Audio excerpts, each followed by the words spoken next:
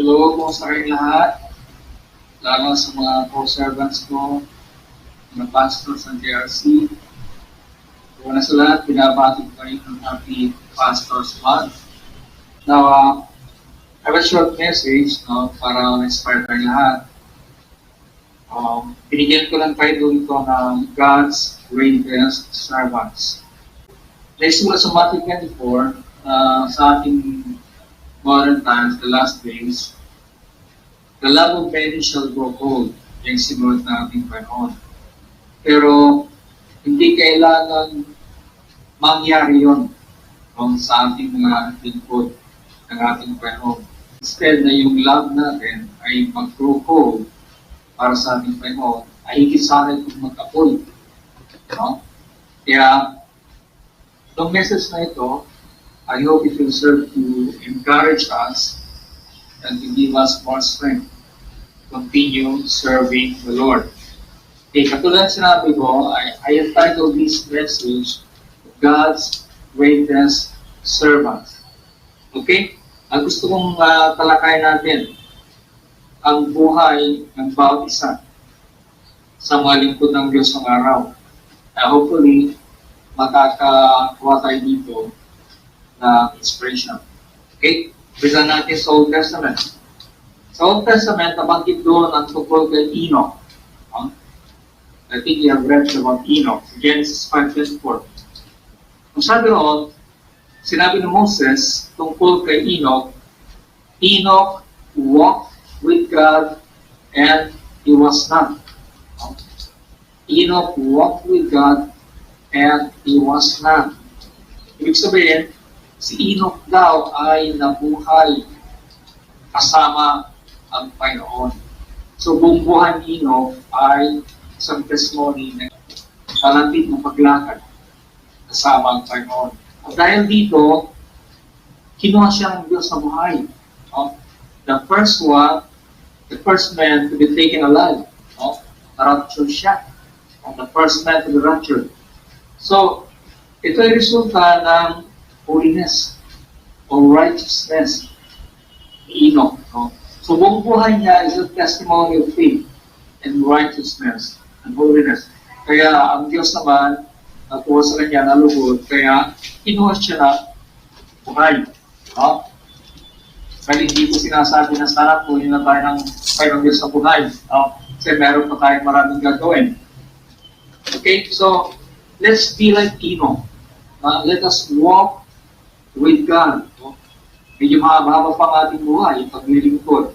Hindi pa naman natin lang kung kailan darating ang ating Panginoon. But sa remaining time natin sa mundo ito, sana let us walk with God like Enoch. Next time. So the first one is Enoch. Now let's talk about Noah also. So just like Enoch, Noah walked with God.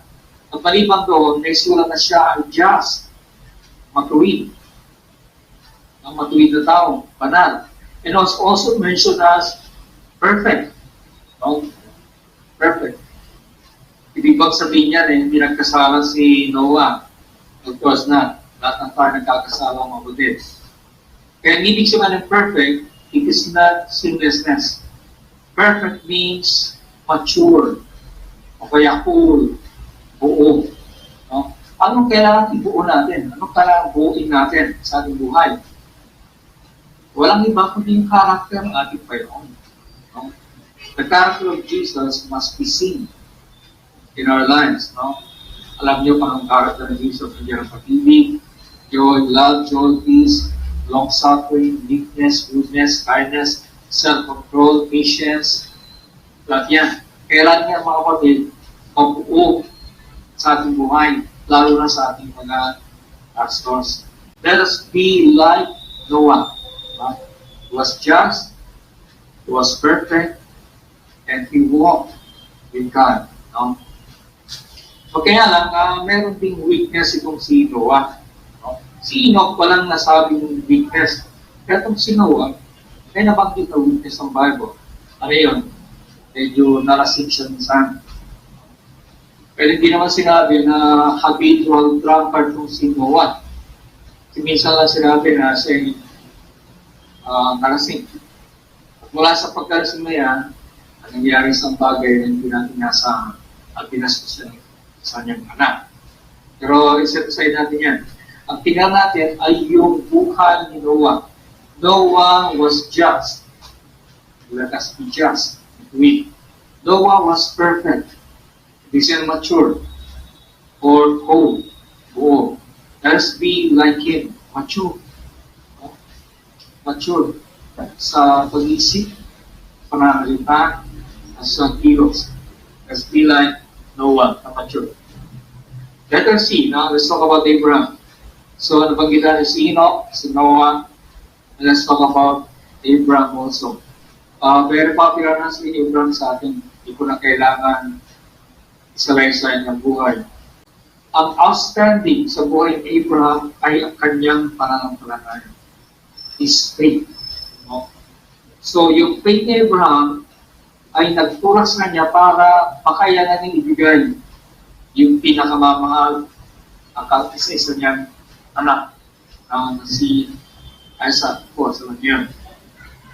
So, si Abraham ang model, because of his faith, he was able to do something memorable, something unforgettable, something inspiring. Nasabi mo, Pastor, sana makakuha ng inspirasyon doon. Na kung ano man yung pinakamamahalan sa buhay, pinaka-precious na bagay sa ating buhay, ay kung hilingin ito ng Panginoon, ay makaya natin ibigay. Kaya siguro naman, hindi na hilingin ng Diyos na i-offer natin ating anak. No? Hindi na siguro nang gagawin. Pero ano kaya pwede hilingin ng Diyos sa atin? Ang ating panahon, ang ating lakas, ang ating resources, ang ating puso, ang ating buhay, na kaya-kaya natin ibigay. Just like Abraham. Okay? So let's give the things which God wants us to give. Importante yung mga material ng bagay mo. Hindi kailangan din siya. God wants our heart. God wants our faith. God wants our love. Kasi nabigay ni Abraham. Now dahil dito, nagkaroon ng opportunity si Abraham na tawagin the father of a multitude. Dati ang pangalan ni Abraham ay Abram. Ibig sabihin, exalted father. Now let's talk about Jacob too. What is the great thing about Jacob? Kilala natin si Jacob. Genesis 28, verse 20-21, naka-record dyan. Meron siyang bagay na ginawa si Jacob na hindi natin pwedeng kalimutan. Dito sa Genesis 28, verse 20-21, nakipagtipan si Jacob sa Panginoon. Ang sabi ni Jacob, kung aalagaan mo ako, kung ingatan mo ako, kung pakakainin mo ako, kung hayaan mo na mabalik ako sa tahanan ng ating Ama, sabi niya, ikaw ating magiging Panginoon. So nakipag-covenant si Jacob sa ating Panginoon. And that is something great na di natin pwedeng kalimutan. And what lesson natin can be derived from that? Pwede tayong makipag-covenant sa Diyos ng kapatid.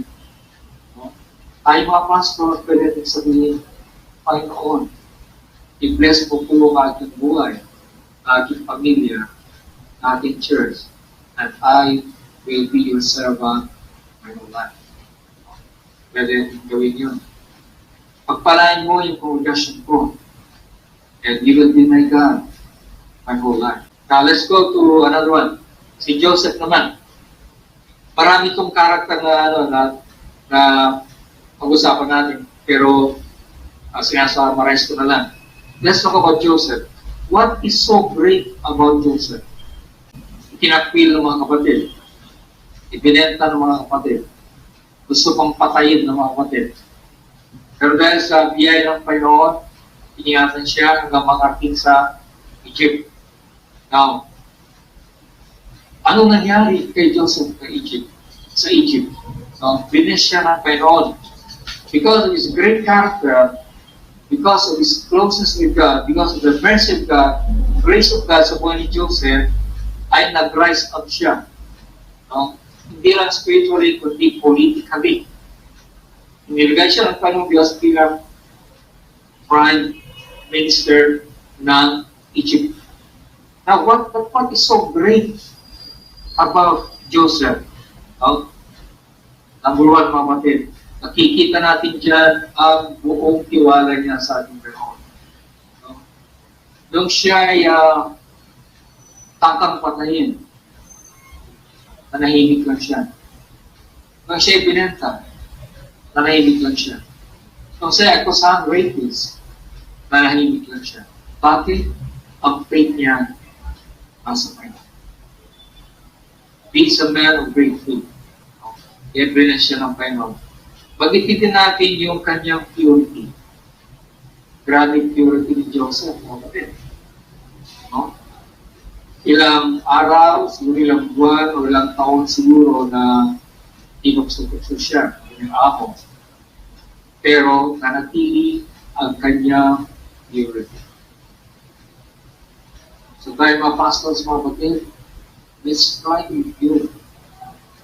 Pure in heart, pure in mind, pure in speech. Iba tayo, na tinitingala tayo ng mga tao ng ating progresyon at pinamasdan tayo ng paligid. Kapag nakita na nila ang mga katingan nito, mas madali natin silang ikayanin sa kanya. So let's be like Joseph. Ano pang great kay Joseph? Ang hindi ko makakalimutan kay Joseph ay ang kanyang understanding. His deep understanding of God's plan. Okay, siya ang paborito ng tatay niya. Pero dahil sa kanyang mga dreams, dahil sa kanyang mga dreams, na parang sinasamba siya ng pagkapatid niya, nagsero sa kanyang mga kapatid, hindi nga binalas siyang patayin at ibinenta at kung ano pang nangyari sa kanya. Pero Joseph had this understanding. Hindi niya sinisi ang kanyang mga kapatid. Hindi niya sinisi. Not one time did he blame them. Ang sabi niya, naintindihan ko itong mga nangyari sa akin. Sabi niya, hinayaan ng Diyos na mangyari sa akin ito upang pagdating ng araw, ay nailigtas ko kayo, matulungan ko kayo ng aking Panginoon. Grabe understanding mo po. Grabe understanding. Totoo nga na si Joseph ay naging savior ng kanyang buong pamilya.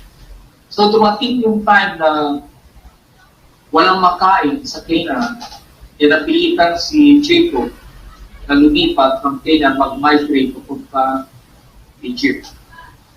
Doon sa Egypt, nandun na si Joseph, ayun, nagginhawaan sila, na doon sila namuhay ng maraming taon, hanggang alipinan na sila, at doon naman lumabas si Moses. Okay? So after Joseph, let's talk about Moses. What is so great about Moses? I love Moses. I love Joseph. Everyone, gusto ko yung mga taong ito. But what's the great thing about Moses? As I was in the book of Numbers, chapter 12, verse 3, Moses was a very meek person. The meekest man upon the face of the earth. Pinaka-humble na tao sa palag ng Diyos. So this man Moses, with all his background, ay nanatiling humble sa ating Panginoon. Pwedeng magyabang si Moses kasi lumaki siya sa palasyo. Inampun siya ng prinsesa. Kaya naging ako siya na Paraon.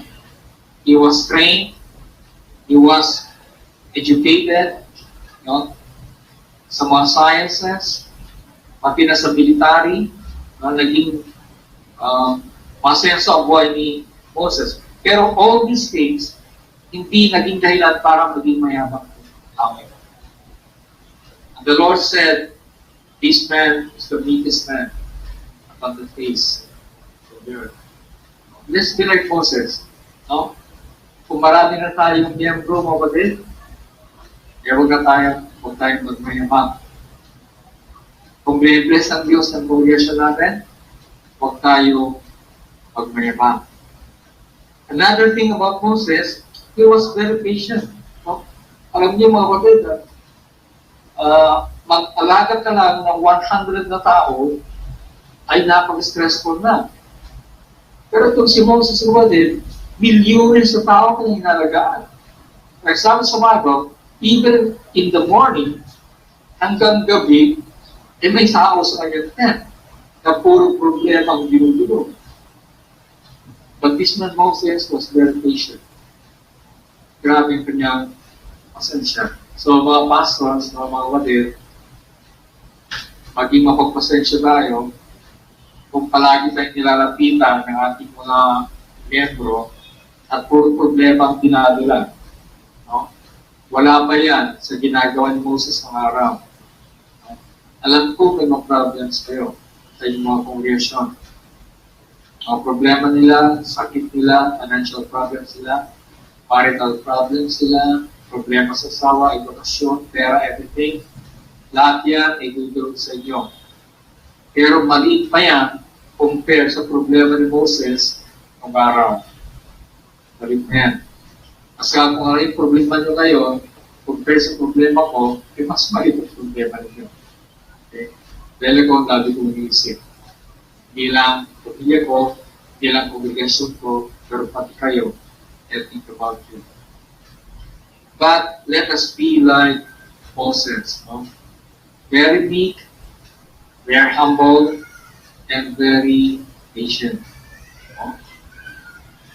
Kaya lang, may weakness din po si Moses. So kung mapapansin niyo mga kapatid, hindi ko na pag-ibig ba, ang bawat tao na great, merong kanya-kanyang kainaan. Ano naging weakness ni Moses?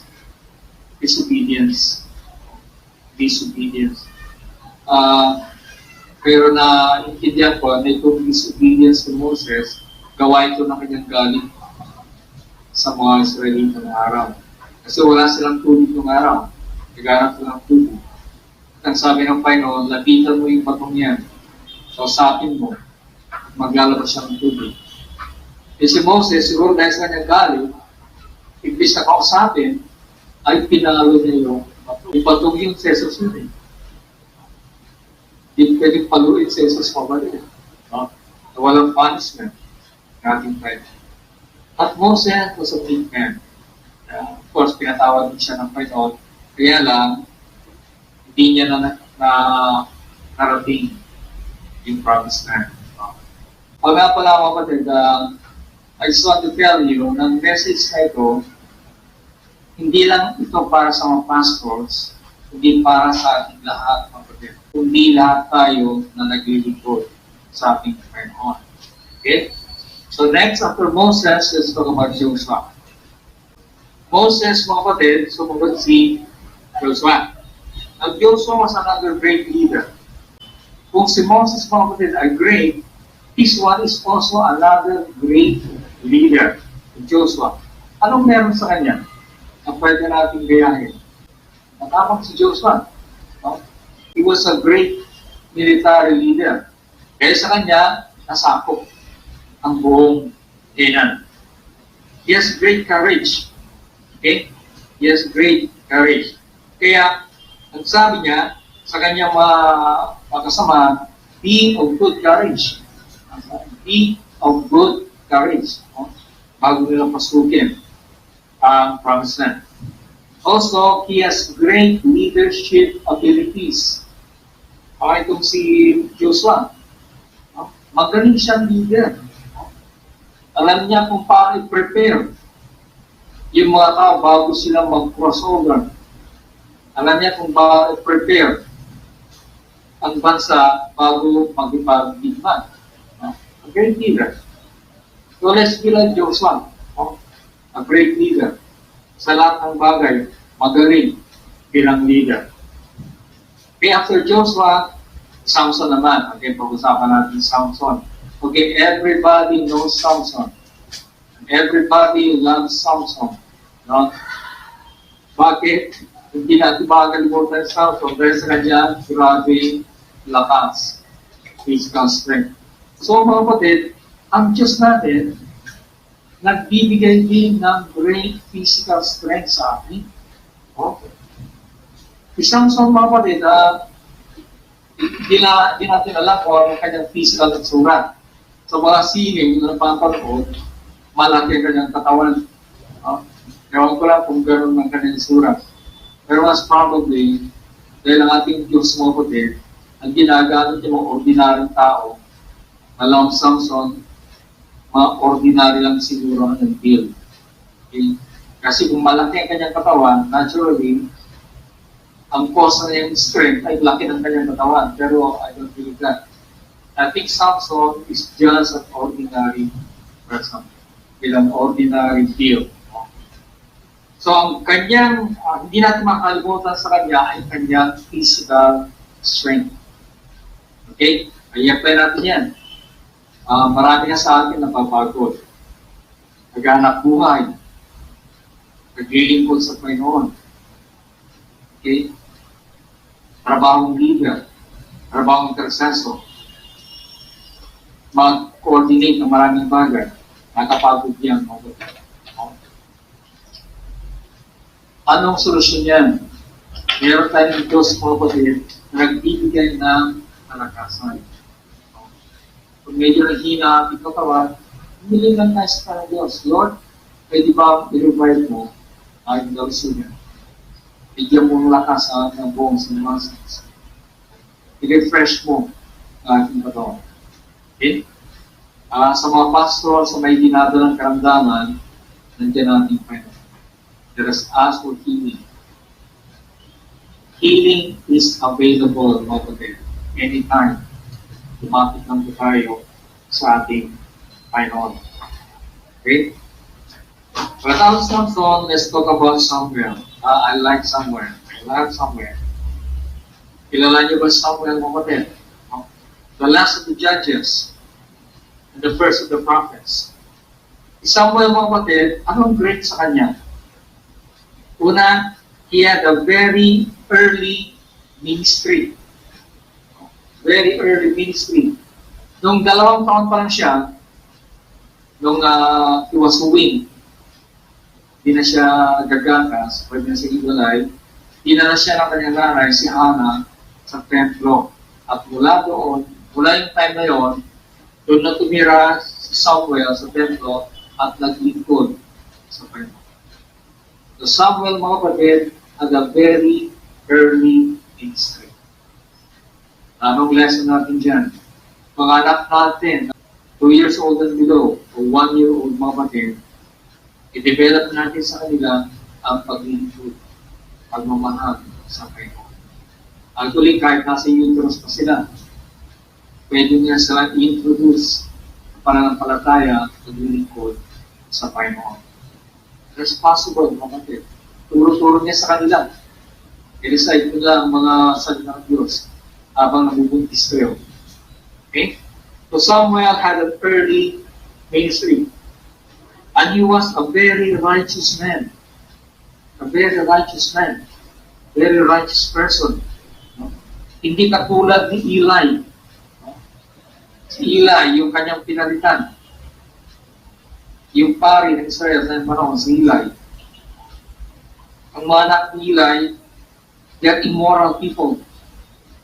Mga naglilingkod sa templo, but they're immoral people. They sleep with the girls in the temple.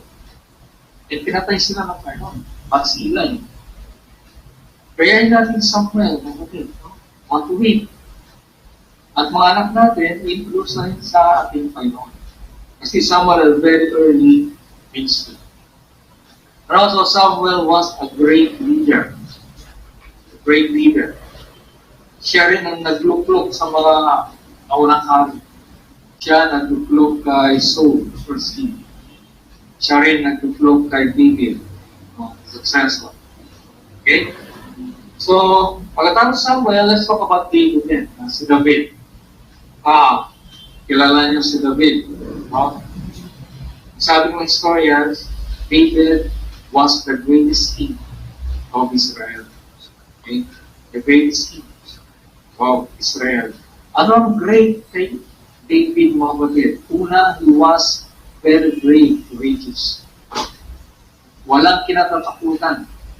Itong si David, mga kapatid. Okay? Alala niyo yung labanan nila, nagigante, si Goliath. Sabi ni Goliath, kakainin kita para kang aso. Babay aso, lumalapit sa akin. Sabi ni David, nung magharapang na sila, you come to me with swords and spears. Pero sabi niya kay Goliath, in the name of the God of Israel, na siya mong binastos. Yan ang sagot ni David kay Goliath, mga kapatid. Alam niyo nangyayari. Ang katapat lang pala ni Goliath ay sa swing. Sa aming Ilocano, palsiwit ang ginagawa ang tawag namin. Anong tawag ko sa Ilocano, sa Tagalog? Sling. Tirador. Tirador. Tirador, ha? Okay. Yun lang pala ang katapat ni Goliath, mga kapatid. May shield siya, may espada siya, may spear siya. Compare sa armor. Armor sa ulo, armor sa breast, sa lahat. Pero katapat ng pala niya ay tirador. At alam niyo, mga kapatid, nung binitiwan ni David, yung tirador na yon, ng bala, isang bato lamang, may blessing ng Holy Spirit doon. May anointing ng Holy Spirit doon. Naging napakalakas yung pwersa ng bato. And mag-landing sa ulo ni Goliath ay dumikit. Hindi yan nangyayari in real life. Kaya ito nangyari, mga kapatid, gawain ng Lord. Bakit? Kaya sinabi ng Lord, I come to you in the name of the God of Israel. So kung meron tayong challenge, mga kapatid, na parang napakahirap, napakalaki, harapin natin challenge na yan. Yung ministry natin, napakaling challenge yan. Yung nag-ano yung congregation mo, napakaling challenge yan. Yung manatili kang matibay sa faith, napakaling challenge yan. Ano ang solusyon? Harapin natin yung challenge. Sabihin natin, I come to you in the name of Jesus. I come to you in the name of Jesus. Maraming mga workers, mga kapatid, tumatalikod na. Tumatalikod na. Tinatakbuhan ang challenge. Tinatakbuhan ang problema. Ang challenge ko, let's face these challenges. Harapin natin ito lahat. Kung may pananampalataya, may courage, sumabay tayo sa ating life. Let's face these challenges in the name of Jesus, our Lord. Amen? Okay, so that's David. Ano pang great kay David? May faith siya. Grabe yung faith niya. Grabe yung faith ni David. Bawat kilos niya, kasama niya ang Panginoon. Bawat desisyon niya, merong faith. Okay? He was a great leader, the greatest king guy. At napaka-humble niya, mga kapatid. Kaya alam niyo ang kanyang buhay. Karang palit, tatlong kasalanan yun. Covetousness, murder, and adultery. Tatlong kasalanan. Kung ibang tao yung mga kapatid, lalayo sila sa Panginoon. Pero think si David, he was humble.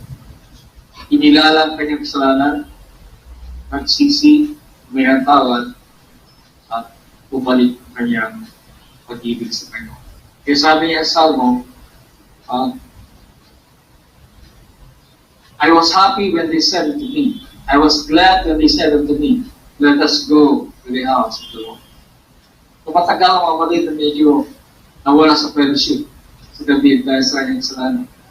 Pero nung yayain na siya na pumunta sa templo, sabi niya, I was glad when they said unto me, let us go into the house.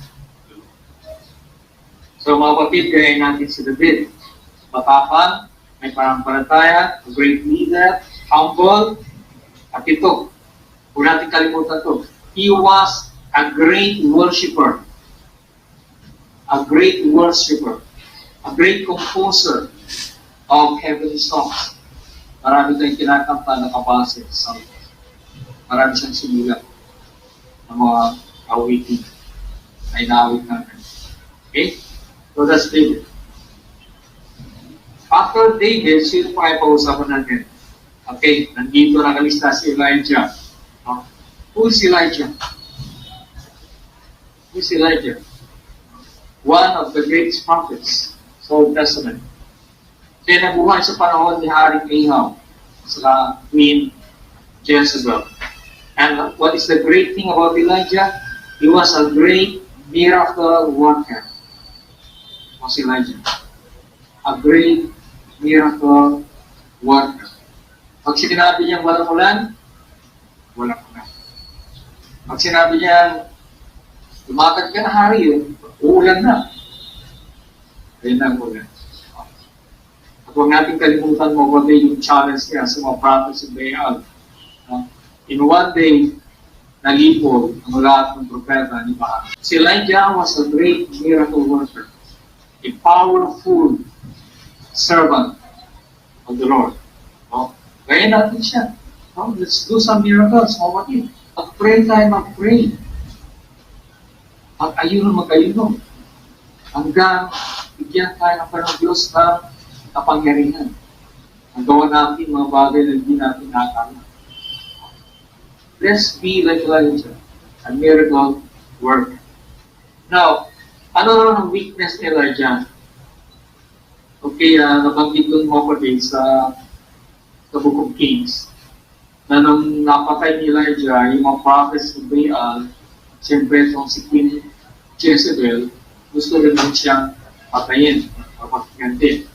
So, the weakness of Elijah was fear. Meron siyang takot. Well, mga kapatid, tayong mga Kristyano, hindi naman tayo gawa sa bakal. Magaranas din tayo ng takot. Even me, nakakaranas din ako ng takot. Especially pag may kinalaman sa pamilya.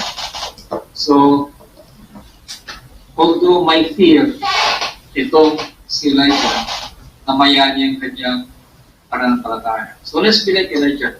Let's do some miracles more din. Kahit mga maliliit na miracles lang. Para mahal ating friend. Okay?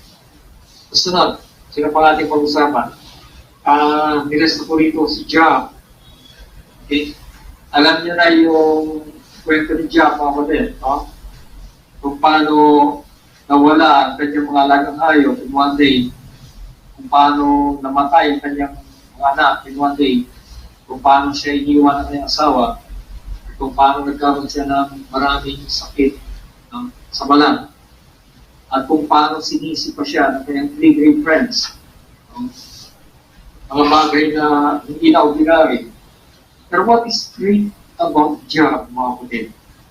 Dito sa Bible, sa chapter 1, verse 1, may sulat dito na si Job was a perfect man. Job was a perfect man. Sabi dito, he was upright. Perfect. Matuwid. Okay? Ganyan si Job. Perfect. Matuwid. Pero, hindi ba siya nagkasala? Of course, nagkasala siya, mga kapatid. Lahat naman tayo nagkakasala. Although hindi na binanggit doon na siya nagkasala, alam natin na nagkasala rin siya. Pero ang faith niya, kapatid, sa ating parang Diyos hindi nawala. So, namatay mga anak, iniwan ang asawa, anak buhay, bahay, nasira. Ano pang mas grabe niya? Pero si Job, mga kapatid, nanatili ang kanyang pananampalataya sa kanya. And like Joseph, katulad ni Joseph, meron siyang great understanding. May wisdom. Ito si Job. Ang sabi niya, magpapasalamat lang ba tayo sa kanyang Diyos dahil sa blessing? Kailangan magpasalamat din tayo kahit sa kahirapan. That's all. So mga kapatid, pag dumating yung blessing sa atin, sabi natin, thank you Lord God. Thank you. Maraming salamat. Pag dumating yung challenges, problema sa ating buhay, isabihin pa rin natin, mga kapatid, salamat. Yan ang hirap gawin yan, mga kapatid.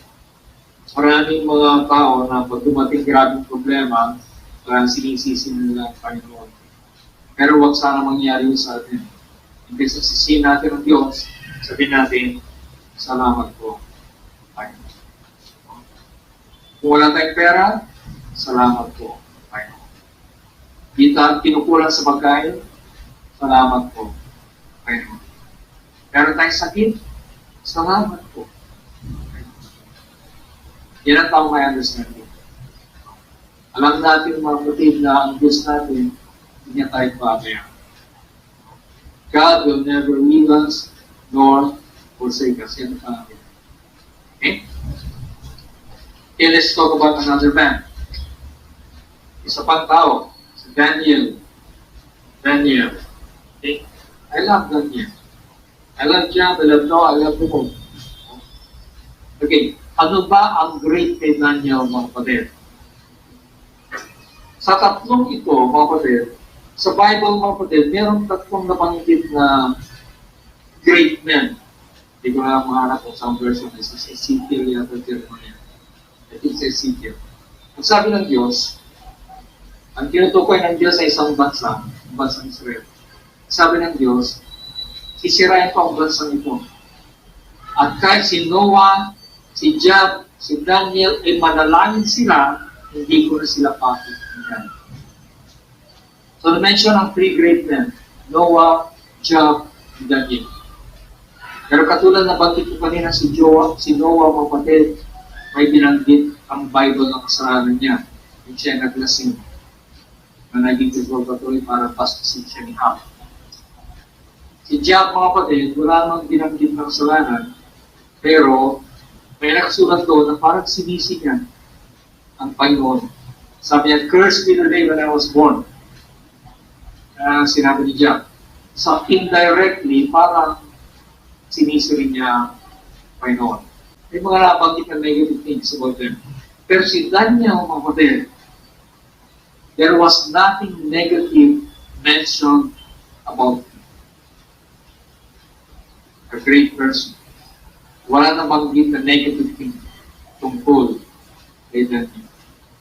So itong taong ito, he was just, he was pure, he was great in his faith and his love for God. So Daniel 5, verse 16 and 17, nung panahon ni Haring Belshazzar, isa sa mga successors ni Nebuchadnezzar, ako ni Nebuchadnezzar ito, nagkaroon ng panaginip, ito si Belshazzar. Alam niyo, writing on the wall, malala niyo, many taken of our sin. Okay? Writing on the wall, na hindi ma-interpret ng mga magicians ni Belshazzar. Pinaalala nila sa Daniel, tinawag si Daniel, ang sabi ni Hari Belshazzar, interpret nito, sabi niya. Kung ma-interpret nito, bigyan kita ng maraming pera, maraming kayamanan, at ibibigay ko sa iyo ay katlong posisyon sa aking bansa, aking career. I will give you the third highest position in my kingdom. Anong sagot ni Daniel, mga kapatid? Ang sagot ni Daniel, very humbly, very humbly, and directly, sinabi niya, sa iyo na lang yung kayamanan ko, mga kapatid. Ibigay mo na lang po sa iba. Pero, i-interpret ko pa rin ang panaginip. Sa iyo na lang mahalaga yung pera mo. Sa iyo na lang yung kayamanan. Ibigay mo na lang sa iba ang mga yan. Pero, i-interpret ko pa rin yung panaginip. You see how great is the integrity of Daniel. Hindi siya nasilaw sa pera. Hindi siya nasilaw sa posisyon. Hindi siya nasilaw sa kung ano man na in-offer dahil siya sa ang namamayan sa kanya ay ang pag-ibig sa Panginoon. Ang pagsunod sa Panginoon. So Daniel was great in wisdom. Malapit siya sa Panginoon. At pinaka-imposible yung problema na nagkakaroon solusyon guys sa kanya. Imagine mga kapatid, yung sinebukan niya sa noon na nanaginip din. Hindi ba sabi ng mga astrologers yung panaginip ni Nebuchadnezzar? Pero nalaman ni Daniel. Seeing how great man Daniel is. Full of wisdom, full of faith, full and great in integrity. A great man. One of the greatest men sa Bible mga kapatid. Pinabanggit ang tatlo ito, Noah, Job, and Daniel. Pero itong dalawang Noah, Job, may nabanggit mo negative thing tungkol sa kanila. So sa Daniel, walang nabanggit ang negative thing tungkol kay Daniel. Sana ganun tayo mga kapatid. Katulad ni Daniel. One of the greatest men sa Old Testament. Okay, punta tayo naman sa New Testament naman. Let's talk about Peter, the prince of the apostle. What is great about Peter? Siyempre mga kapatid, bilang prince ng apostol, Peter was great, really great. But what is great? Anong great sa kanya? Una napansin ko, si Peter ay hot, mainit, para sa Panginoon. Mainit na mainit. He was aggressive. Handa siya na i-defensa ang ating Panginoon. Nung huli na si Jesus, ay siya ang bumunot ng itak at initak niya sa sundalo. Ang sinasabi ni Jesus na kailangan kong mamatay palang araw. Kailangan kong mamatay palang araw. Ang sabi ni Peter, over my dead body, Panginoon. Hindi ka pwedeng mamatay. Habang nabubuhay ako, hindi ka pwedeng mamatay. Okay? At lahat sa ating Panginoon. At isa ba, Peter was direct to the point. Nung tinatanong ni Jesus sa mga apostles niya, sino ako? Sabi ng mga tao. Sabi ng mga apostles, kayo si Elijah, kayo si John the Baptist, kayo yung mga prophet. You're a great teacher, sabi nila. Ang tinanong niya Jesus si Peter, sabi niya, Peter, sino ba ako? Ang sagot ni Peter, you are the son of the living God. Direkta si Peter mga kapatid. Kilala niya ang ating Panginoon. He was hot for God, was aggressive, defending Jesus, and was direct to the point. Kaya lang may weakness siya.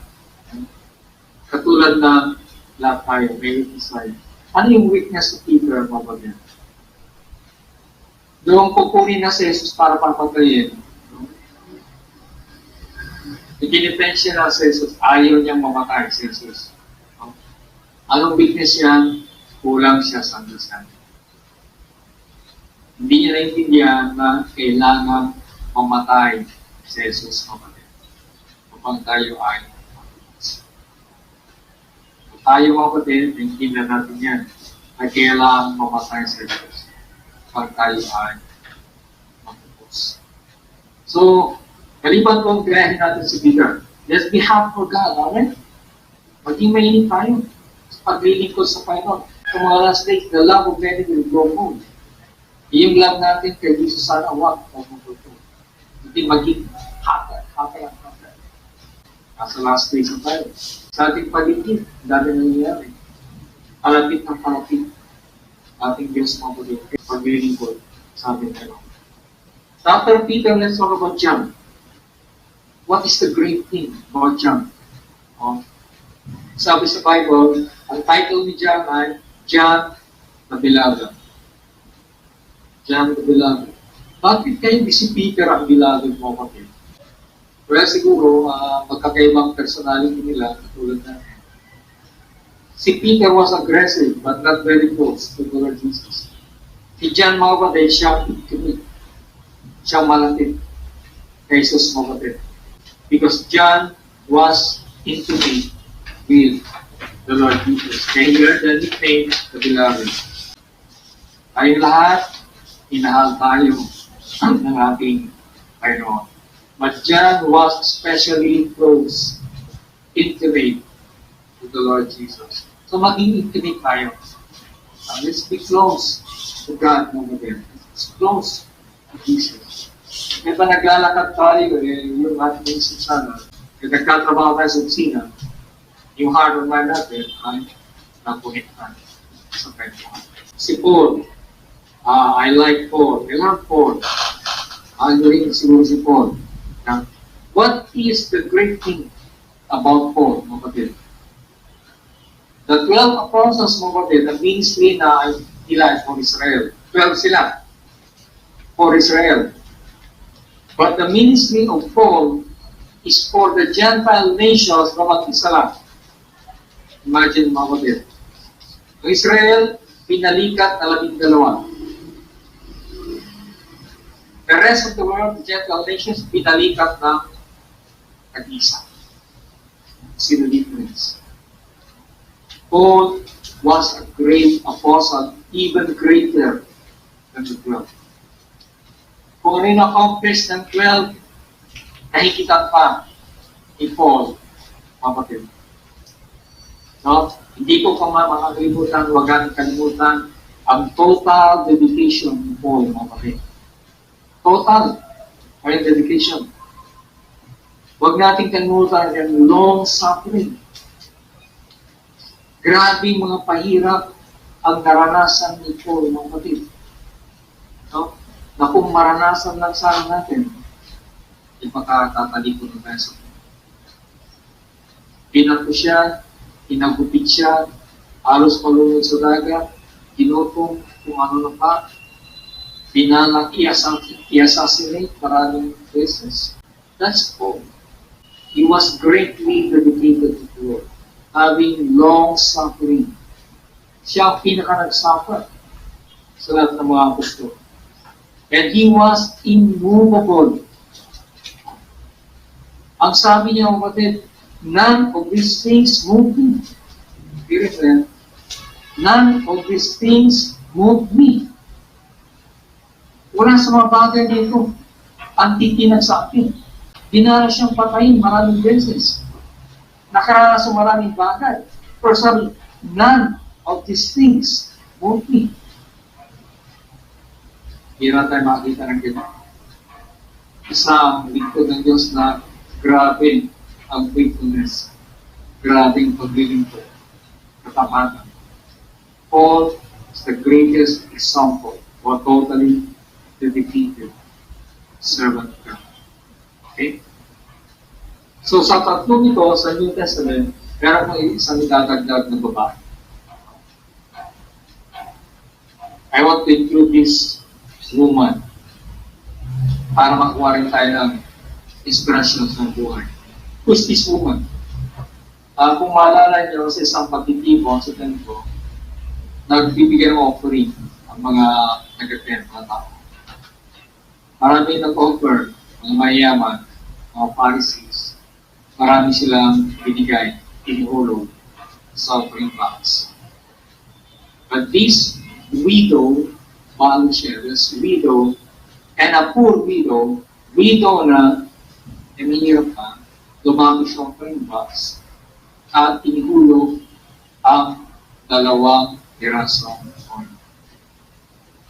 2 coins. Nung sila evaluate ng ating finances corporate kasi tinitingnan sila ng ating finances. Sabi ni Jesus, alam niyo ba kung sino ang nagtulog ng mas marami? Sabi ni Jesus, ang babae itong nahirap, siya ang nagtulog ng mas maraming offering kasi inihulog niya, ibinigay niya lahat, ang lahat ng kanyang hawak. Samantalang yung iba, nagbigay sila out of their abundance. So yung ibang nagbigay nga sila marami, pero marami pa rin naman na tiras. But this woman, she gave everything. Sa mga kapatid, can you give everything? And ang challenge ni Jesus ko, Can you give your time? Can you give your strength? Can you give your money sa prayer mo? Pwede mo, kaya mo ibigay yung bahay mo for Bible study. Kaya mong ibigay yung produkto ng bukid mo para sa maligod ng mga, para sa mahirap. Can you give everything? Ang Diyos natin, mga kapatid, very generous. Kung ano man yung binigay mo, hanggang man yung kalating, ay kayang-kaya ng Diyos na balik. Higit pa. Higit pa. Testimony ko yan, mga kapatid. Kung gaano yung binibigay ko, binabalik ng Diyos, higit pa. Higit pa. Kaya lastly, sa lahat ng mga ito, sa Old Testament, napakarami nila. Great men. Sa New Testament, napakarami rin nila. Hindi ko na binanggit ng marami, pero napakarami nila. Now, sa palagay nyo, among those in the Old Testament and New Testament combined, who is the greatest of them all? Who is the greatest of them all? Kung kayo magputuhan, mga kapatid, sino ang pipiliin nyo? The greatest servant of God. Sino pipiliin nyo? Tanungin kayo natin si Jesus, mga kapatid. Sino kayo pipiliin? The greatest servant. Ang sagot, nandiyan sa Matthew 11:11. Matthew 11:11. Basahin ko na.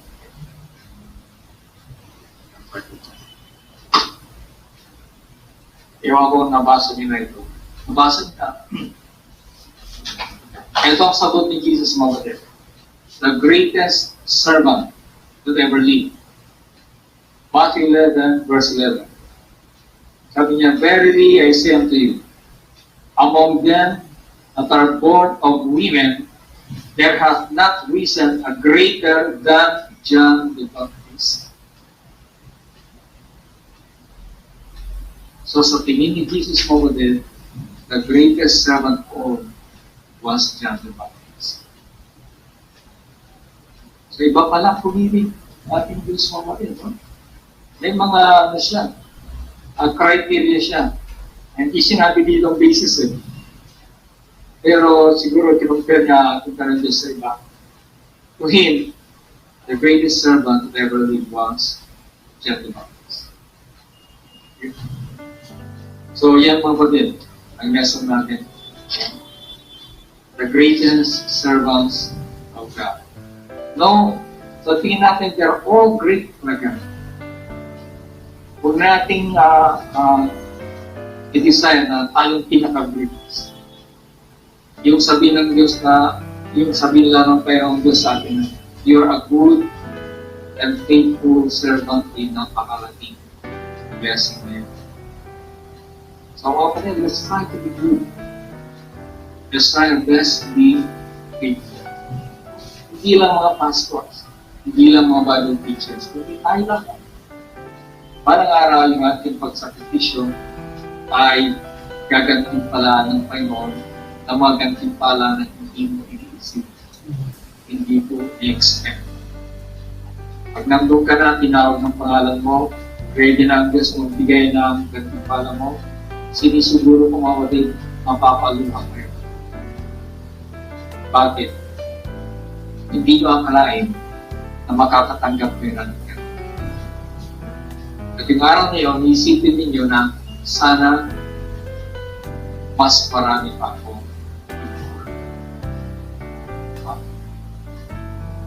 So yan ang challenge ko, yan ang message ko, hindi lang sa ating mga pastors, hindi lang tayo. Sana nag-bless na ka. So I close this message with a short prayer. Sa oras na ito. So message ko ito kay Lord na nag-bless sa amin, nabibigay sa amin ng great challenge. At tularan sana mga sinuunang lingkod ko ay Lord, we do not aspire to become the greatest. Ang hilang namin ay marinig sa iyong mga labi na kami ay good and faithful. Tulungan mo kami ng Diyos, maging good maging mabuti, maging faithful, tapat sa lahat namin ginagawa para sa iyo. Dahil Lord, marami ka ng tumahin. Napakapalad yung mga anak mo na naglilingkod sa iyo sa panahon ng iyong pagdating. Salamat po. Bless po lahat ng pastors, Bible teachers, and all their members, the whole congregation, lahat ng congregation ng kaya sipin. Pagpalayan po. Salamat po, God, purihin ka sa pangalan ni Jesus.